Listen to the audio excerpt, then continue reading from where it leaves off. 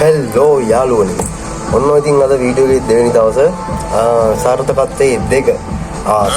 අසාර්ථකත්වයේ දෙක. අසාර්ථකත්වයේ දෙක කියන්නේ හේතුව තමයි බිඳුවේ ඉඳලා යන ගමනේ පළවෙනි පියවර. මම අද ගේමක් දීලා ඩොලර් 5ක් වාගත්තා.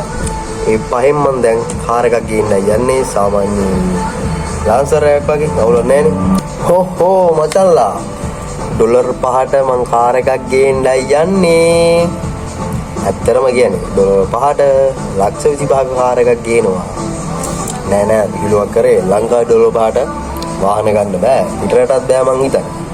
එහෙනම් කොහොමද මං ගේන්නේ? මෙන්න මේකයි තියෙන්නේ. අසාර්ථකත්වයේ දෙවෙනි පාඩම.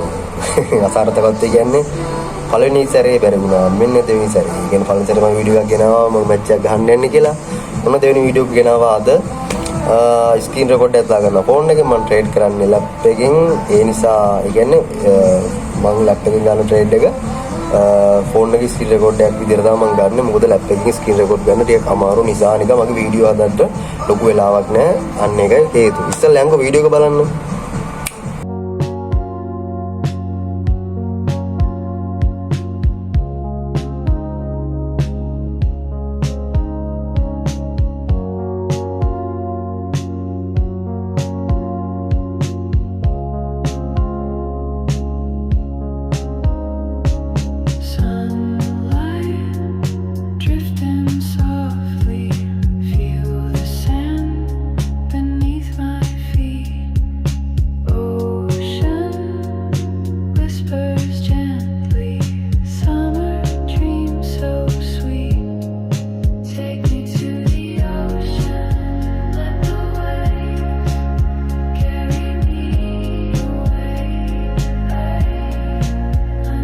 දැක්කනේ account දෙකක් තියෙනවා. මේ දෙකෙන් එකක් තමයි මම කියන්නේ ඕවර් ප්‍රොෆිට් යන එක දවසට.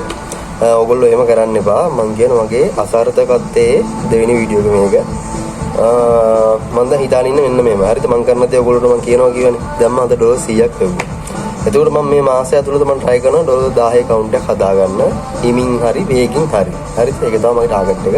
මම කරන විදිය මම කියන්නේ ඕගොල්ලෝට එහෙම කරන්න කියලා කියන්නේ බලමු කරලා. මම කියන්නේ ඒක try කරලා බලනවා කියලා. ඊට පස්සේ මම 1000ක් හදාගන්නවා. ඊට පස්සේ මම එකෙන් try එක දෙන්න මෙන්න මෙහෙමයි. හරිද? දැන් ඔයා හිතන්න දැන් මේ මාසේ විනාතුව තව මාස 4කින් මම වාහනයක් ගේනවා. හරිද? කොහොමද මම ගේන්නේ? එතකොට මං ගාව දැන් තියෙන ඩොලර් 100යි මම හදාගන්න ඩොලර් 10 account එකක්.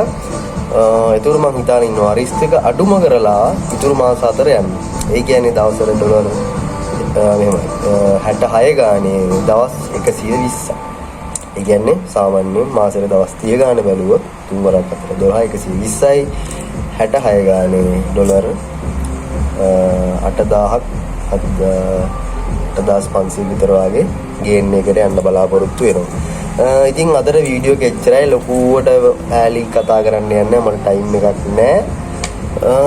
ඉතින් ඔන්න පළවෙනි දෙවෙනි වීඩියෝ එක ගෙනාවා අසාර්ථකත්වයේ දෙක. මොකද අසාර්ථකත්වයේ දෙක. එහෙනම් අදට ගිහිල්ලා එන්නම් ඊළඟට කොහොමද කරන්න කියලා බලමු ඊළඟ වීඩියෝ එකේ. ඔව් පොඩ්ඩක් ඉන්න. මේ පොඩි දෙයක් කියන්න බැරුණා. මේ දැන් මම මේ ට්‍රේඩ් එක ගත්තේ මේ සපෝට් ඇන්ඩ් රෙසිස්ටන්ට් එක ගහගත්තා. RSI එක දාගත්තා. ඒකත් මම ඔකටම දාන ගම අදට ගිහිල්ලා එන්න ලොකු වැඩ කැලි දාලා නැහැ. සපෝට් ඇන්ඩ් රෙසිස්ටන්ට් එක ඉගෙන ගත්තා. ඒ කියන්නේ කාලේ කෝස් වලින් කරා.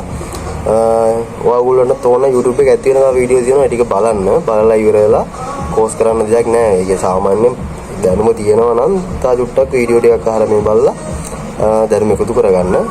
මේක 1 minute trick එකක් තමයි. එහෙනම් අපි ගියා.